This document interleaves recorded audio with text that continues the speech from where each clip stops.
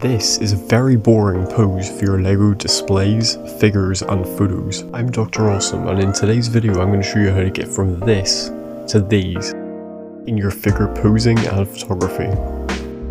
Now, one thing you need to realise is for dynamic poses there is a certain amount of risk for taking your figures apart and using blue tack, as it can slightly damage your figures. However, it looks so much better for your photos than just using static or boring poses that it is definitely worth the risk in my opinion, and I'm sure it will be in yours.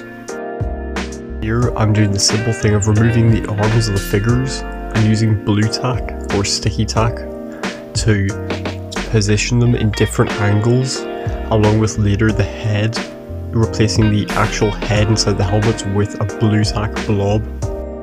This just allows your helmeted character to show a lot more expression and to be able to reach for different things, especially with lightsaber characters and such, that you don't want their lightsaber just to be held in a boring, flat out position in front of them. I've been doing a series of creative poses shorts. If you're interested, you can find them on my profile, and if you have any suggestions for figures or specific poses from scenes you want me to do, feel free to leave them in the comments and I'll make a short for that figure or pose.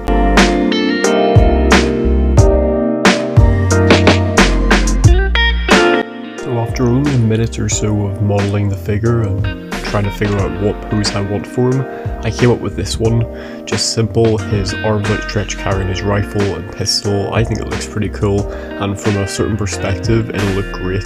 Let's see the final shot. All in all, I'm really happy with how this shot came out.